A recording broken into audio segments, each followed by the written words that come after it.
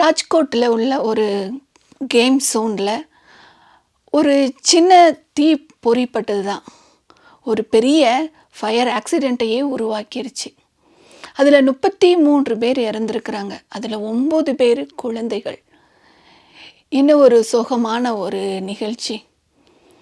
Welding அடிக்கும்போது அதில் வந்த ஒரு தீப்பொறி ஒரு பெரிய அழிவையே ஏற்படுத்திடுச்சு. நம்முடைய நாவும் ஒரு நெருப்பு தான். அது அநீதி நிறைந்த உலகம் அப்படின்னு வேதம் சொல்லுது. நம்ம நாவுனால் ஒரு தவறான வார்த்தையை, நம்ம தேவையில்லாத வார்த்தைகள் நம்ம பேசிட்டோம் அப்படின்னா அதோடைய விளைவு ரொம்ப மோசமாக இருக்கும். மனதின் நிறைவினால் வாய் பேசும். நம்ம மனதுக்குள்ள வெறுப்பு, பகை இதெல்லாம் இருக்கும்போது நம்முடைய வாயின் வார்த்தைகள் தீப்பொறியாக வரும். அது கேட்குறவங்கள வேதனைப்படுத்தும், காயப்படுத்தும்.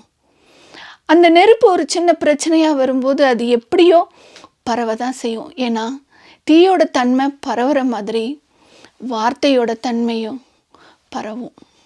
அது பரவி இன்னும் அதிகமான சேதத்தை தான் ஏற்படுத்தும். வேதம் சொல்லுது, காரியத்தை அடக்குகிறவன் விவேகம் உள்ளவன். இப்போ நம்ம அந்த காரியத்தை அடக்க நம்மளுக்கு தெரிஞ்சிருக்கணும். ஒரு பிரச்சனை வரும்போது வேதத்தில் என்ன சொல்லியிருக்கிறாங்கன்னா, யார் உங்களுக்கு பிரச்சனை கொடுக்குறாங்களோ அவங்களோட தனித்து இருக்கும்போது போய் பேசுங்க. அவங்க அதை ஏற்றுக்கொண்டாங்கன்னா பரவாயில்ல. இல்லைன்னா 2-3 பேரோடு சேர்ந்து போய் பேசுங்க. இல்லை மேலுள்ள அதிகாரிகள்கிட்ட போய் பேசுங்க. இல்லை அப்படின்னு சொன்னால் அவங்களோட பிரச்சனைக்கு நீங்கள் போகாதீங்க அப்படி. ஸோ இதுதான் நம்ம அடக்கக்கூடிய ஒரு முறையாக வேதம் நமக்கு சொல்லுது. பிரச்சனை ஆரம்பிக்கும் போதே நம்ம ஞானமாக அதை அடக்கிடணும். இல்லைன்னா வெள்ளம் மடம் திறந்த வெள்ளம் போல் அது என்ன செய்யும், பாய்ஞ்சு போயிட்டே இருக்கும். அதனால் நம்ம எப்போதுமே ஞானமான வார்த்தைகளை நம்ம சொல்லணும்.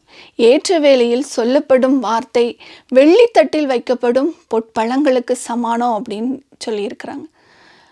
அதே போல் பேசாது இருந்தால் மூடனும் ஞானவான் ஆவான்னு. சில இடத்துல நம்ம பேசாமலே இருந்தாலே போதும், அநேக பிரச்சனையை நம்ம தவிர்க்கலாம். இந்த ஞானம் தான் நம்மளுக்கு வேணும். இந்த ஞானத்தை கொடுக்கறது நம்முடைய கர்த்தராகிய இயேசு கிறிஸ்து தான். அவருடைய வார்த்தைகளை நம்ம தியானிக்கும் போது, அவர்கிட்ட போய் நம்மளுடைய பிரச்சனையை நம்ம சொல்லும்போது நிச்சயமாகவே அதுக்கு ஒரு நல்ல தீர்வை அவர் கொடுப்பார்.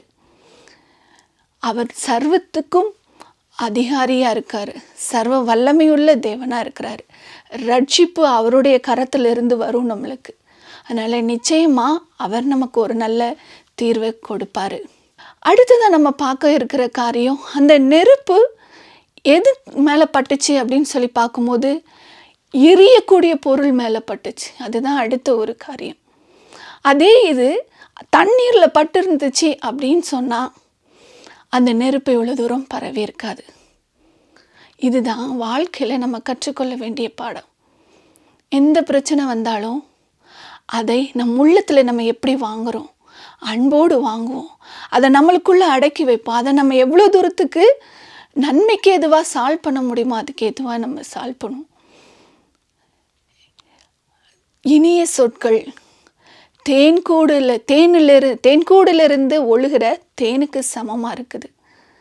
அது உள்ளத்துக்கு ஔஷதத்தை கொடுக்கும், உள்ளத்தில் உள்ள காயத்தை ஆற்றும். இதுதான் கர்த்தர் நம்மிடத்தில் எதிர்பார்க்கின்றார். நெருப்பை நெருப்பால் அணைக்க முடியாது, நெருப்பை தீயால் தான் அணைக்க முடியும்.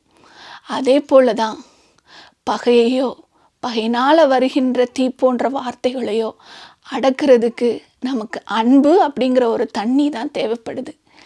இந்த அன்பு அப்படிங்கிற தண்ணியை நம்ம மற்றவங்ககிட்ட கொடுக்கும்போது கண்டிப்பாக நம்ம வாழ்க்கையும் நம்ம குடும்ப வாழ்க்கையும் சமுதாய வாழ்க்கையும் இந்த தேசமே நல்ல சந்தோஷமாக செழிப்பாக இருக்கும்.